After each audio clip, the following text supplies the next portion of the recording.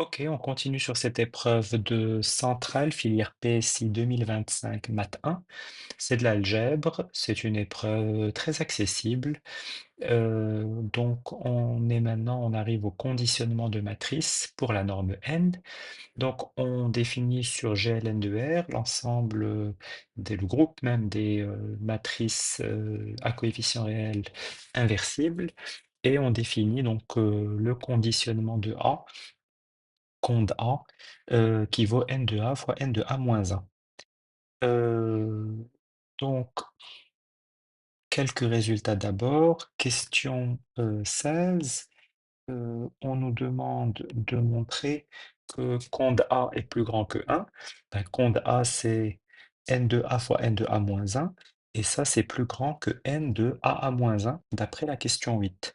Or, n de A moins 1, c'est n de IN, et ça vaut 1.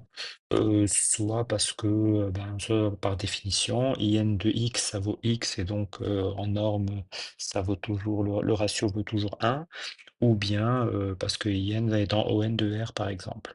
Et donc, en tout cas, conde A est plus grand que 1. Question 17, on prend alpha strict appartenant à R étoile, et on veut voir compte de alpha A. Donc déjà, on note que si alpha est non nul, alpha A est aussi inversible. Et on peut exhiber l'inverse de alpha A, c'est A-1 sur alpha, puisque alpha A fois A-1 sur alpha, ça vaut l'identité. Et à ce moment-là, ben, compte de alpha A, c'est n de alpha A fois n de A-1 sur alpha.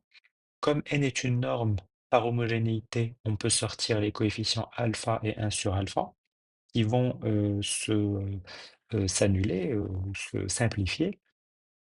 Et donc, on obtient bien que compte de alpha A, ça vaut n de A fois n de A moins 1, c'est-à-dire compte de A. Donc, voilà, ça, c'est tout droit encore une fois. Question 18, on prend U dans ON de R, montrer que compte de U vaut 1. Bah, si U est dans ON de R, alors U-1 aussi, puisque ON de R, c'est un sous-groupe de GLN de R. Et donc, N de U, c'est égal à 1, et N de U-1 vaut aussi 1, d'après la question 11. Et donc, compte de U, c'est 1 fois 1, ça vaut 1, hein, puisque N de n'importe quelle matrice orthogonale, que ce soit U ou U-1, ça va valoir 1. Voilà, et question 19, on nous demande, que peut-on dire de compte de UA, compte de AU et compte de A? On va montrer qu'ils sont égaux en utilisant la question 12 et la question 13. Euh, donc, n de UA, ça vaut n de A. Comme U est dans ON de R, U-1 aussi. Et UA-1, donc l'inverse de UA, c'est A-1, U-1. Euh, Et donc ça se montre, hein, car ben, UA A-1, U-1, ben, ça vaut UIN U-1, ça vaut IN. Voilà, hein, c'est immédiat. Donc N de UA-1, c'est N de A-1 U-1, c'est N de A-1 d'après la question 13, puisque U-1 est orthogonal, on l'a vu avec les matrices orthogonales, on peut simplifier à droite et à gauche. Et donc compte de UA, c'est compte de A. Et de la même manière, compte de AU, c'est bah, pareil, n de AU fois n de l'inverse de AU, qui est U-1 à moins 1. Comme U-1 est orthogonal, ben, ça vaut n de A fois n de A moins 1.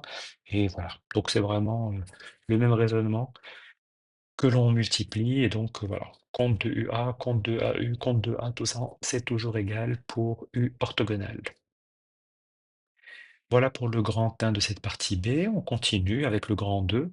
Donc on a une matrice A. On va s'arrêter à cette question 20. On a une matrice A qui est définie. Donc c'est D1 sur la diagonale, D2 sur la première sur diagonale et D0 partout ailleurs. On nous donne le vecteur X et on nous demande de montrer que AX vaut EN. Donc par linéarité, on calcule AX, hein, on peut dire par linéarité. Linéarité du produit matriciel, 5 de A, quoi.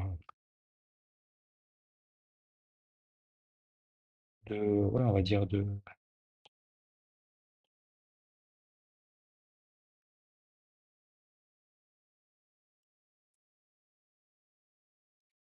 pardon, de X associé à X. Euh,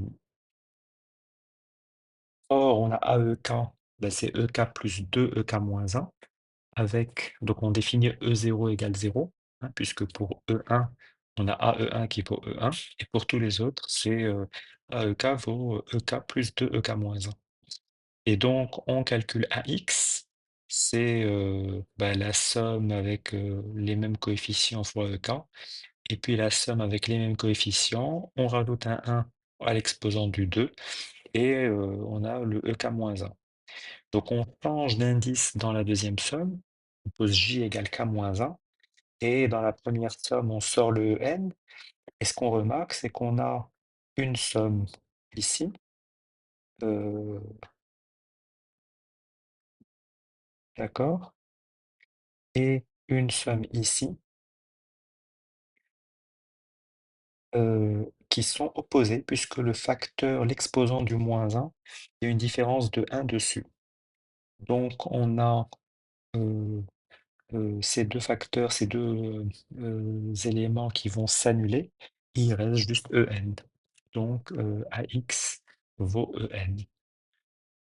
Voilà, on s'arrête là pour cette vidéo. On reprendra la suite de la partie 2 lors d'une prochaine vidéo. Merci, n'hésitez pas à poser vos questions en commentaire, à vous abonner à la chaîne et à mettre un like. Au revoir.